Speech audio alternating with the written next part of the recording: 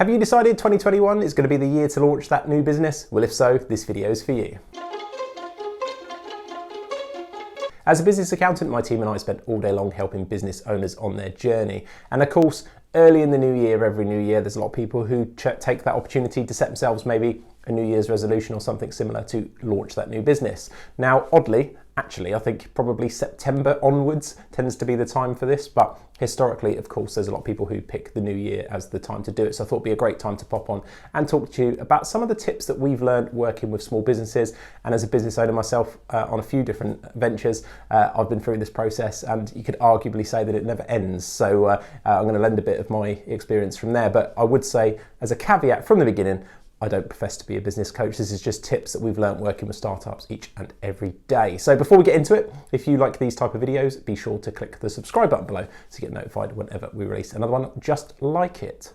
So let's get straight into it. Now, I've picked 5 things here. It could be multiple things. There's lots of different tips. You know, you could spend your life reading Instagram and books and all the rest of it. And there's some phenomenal advice out there, but I'm just going to give you sort of 5 practical things to think about. Now, you're going to probably say, yes, accountant's going to mention figures and spreadsheets to begin with, but I've got to start with have a plan. Now, that's the one thing I think is quite critical. And I'm not talking necessarily about a detailed business plan. You know, I've written blogs on this before and the like. And for some funding, you will need a business plan. You know, if you go for a startup loan, quite often they'll say to you, okay, give me your business plan. But what I'm talking about is actual basic level, what I call fag packet maths. You know, I want to know in and out every day what's coming in. So what I'd suggest is that you start off with just a little basic plan, 3 to 6 months maybe. Personally, I'd love it to see it, you know, a year to 24 months. But if I can just get you to sit down and do 3 to 6 months and you gain something from this video, that would be one of the key things. And all I want you to do on that is just literally list what you think is going to come in. And okay, it's going to probably be a guess at this stage because it's a new business, you're not going to know.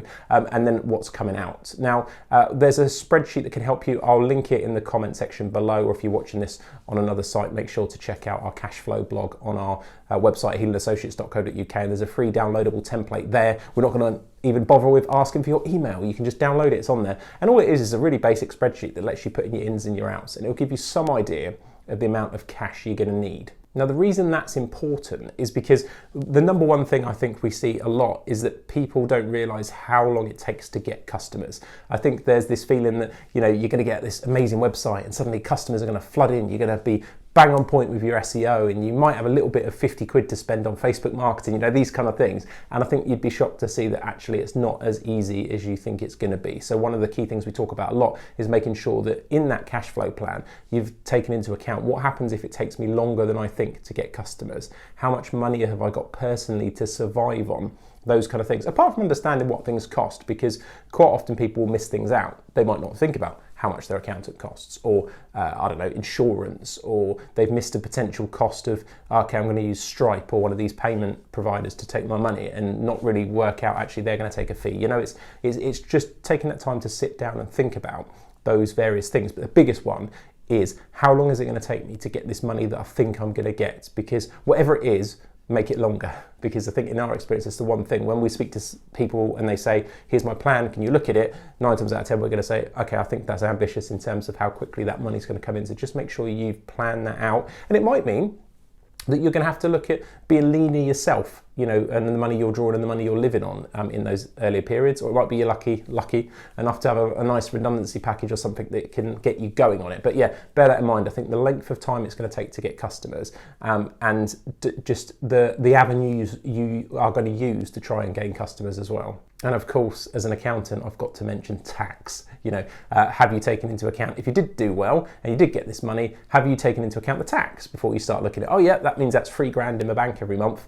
Is it though? Because of the tax. So yeah, definitely get that looked at, or get some assistance if you need it, but that needs to be factored into your plan as well. I think this is even more critical if you're going to be looking at something like taking on staff early as well. It's unusual, but I have come across a few startups in the last couple of years where we've come in with quite a bit of cash and a solid plan and contacts, and we know it's going to go from day one, and they have had staff. And then you've got to look at, okay, what funds do I need to make sure that they're paid for a period, especially if my customers, okay, let's say I know I'm getting a customer because I've come from an existing job where I sort of set up. That's quite a common scenario these days. Somebody's got the contacts in life and they've made the transition to going out on themselves. How long is it going to take them to pay me? You know, in the construction world, it could be 90, 120 days, and you've got to fund people every week. So those kind of things need to be in that plan. Now, the other thing I would say, tip 2, so that was a long tip 1, but it's probably the most important one. Tip 2, I'd look at and say, okay, do I know my offering? So one of the things I think is always interesting, I mean, I do a bit of networking and you hear people pitch for their 60 seconds quite often, or they tell you about what they do.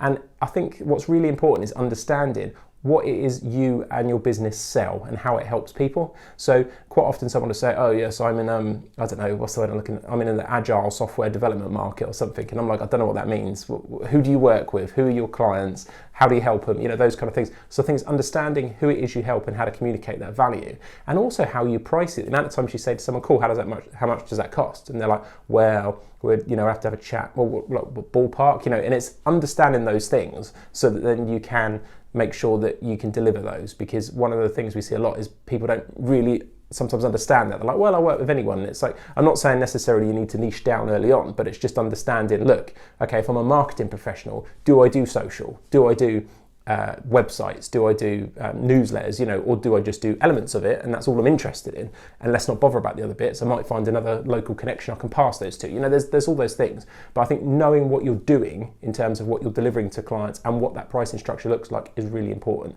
I could go on it for a year and a day about pricing and talk to you about, you know, not devaluing it and how you might present it and all those things, but it's outside the scope of this video. But for now, just know your offering would be point 2. Point 3, technical one, like to mix it up a bit. I would say to you, you need to decide early doors how you're going to trade. Now, if you're watching this on YouTube, there is a ton of material on there that talks about, you know, should I be a limited company, what to think about when setting up, all those kind of things. But you need to decide ultimately, how am I going to trade? Am I going to be a sole trader? Am I going to be a partnership? Am I going to be a limited company? Am I going to be some other different structure? There's a lot of them out there, but ultimately for most people it's going to come down to, am I limited, am I not? And I think we've talked about it before, but to go out and have a look at those videos, but to save you some time, you know, if you're thinking, well, my net profits, the money I'm going to be taking home is going to be around 30 grand, and this is ballpark, depends on your situation, then you might be thinking you should be limited. But there are a lot of other reasons in those other videos why you might want to be limited as well. But you do need to make that distinction early, because if you decide subsequently 3 months down the line you want to be limited after being sole trade, fine, not a problem, you can definitely do that. It's just sometimes you might have cost yourself some tax in doing it if you could have done it earlier, so, and potentially fees. So just have a think about it early doors and what you want to do. But for the reasons you'll see in other videos, quite often I'd say to you, make sure you want to be limited before being limited. It's quite a normal thing to start off as a sole trade, but either way, you need to make that decision. Now, I touched on it in point 1, but point 4 is going to be, have a solid plan to get customers.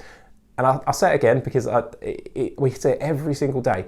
A website is not a magical wand of, you just have this amazing SEO, you know, you spent a bit of SEO and you've got your blogs and you've got everything, people are going to flood in and convert on your website. You could have the best website in the world. And now there are, of course, the odd outliers where this does work. If you've got a particularly good product or niche thing and you've really got it down, it can work. But generally, at least 80% of the businesses we see, you need kind of like a multi-faceted approach to it. So, you know, you want your website and you might want to do some social. Networking is a phenomenal thing for service businesses, early doors, and it's that approach for all of them, but they all take time, and that goes back to the plan. How long can you go without getting clients? And you know, you might have to, and we see it a lot, and I see it a lot when I'm out networking as well with new businesses, is sometimes you have to pivot. And in this particular, in 2020, as we've just gone, we're recording this in 2021, but there's been a lot of use of the word pivot. You know, I'm going to pivot my business. But actually, in the normal startup world, that happens quite frequently. And actually, from my own experience, I think it's a never-ending journey. You're always tweaking things to try and react to what the market would like and opportunities that you seek. But early doors, you might need to make the decision if you're running out of time that actually, okay, this need I thought was a really good idea, it might be difficult, it's going to take longer, I might not be giving up on it, but can I do something else in the meantime to generate some cash flow? So do look for those opportunities, but have a solid plan. Don't put it all in one basket, and especially from experience, don't put it all in the internet. I mean, the internet is phenomenal in the right places, but I think as a solo strategy, it's not necessarily the best idea to get that early cash generated if you need it soon. And then finally, point 5, and I think this is the key for me. I talk about it quite often on social media at different points, but I think consistency is the key. So if you, going back to that other point, if you decide your strategy is, I'm going to smash social media for months, I've seen all these cool videos, and we're going to go and put videos out that you've recorded, and I'm going to hit LinkedIn up, and I'm going to do all these things. It's cool, and it will generate business, undoubtedly, if you're consistent and the stuff's good. Now, consistent, That's the point. The tip I would have is that in our experience of working with startups, if you see the ones that do the best, they're the ones that are consistent. They show up every day, and everyone says that, you show up every day, but what does that mean? Well, for me, it means making sure you do the boring stuff regularly. Making sure that if you are doing social, you're scheduling those social posts every day. You're keeping up on that content all the time. Not necessarily say every day, it depends on your strategy. Some people will tell you, a couple of times a week's fine, but it really depends on your strategy. But if you decide it's going to be daily, make sure it's daily, and not daily for the month of January. It's daily for the next 2 years, forever, until you decide to change it. And it's that consistency of it. And the same with whatever you do for clients or customers. It's the consistency in your operations. It's the consistency in everything you do. And the entrepreneurial journey is fun.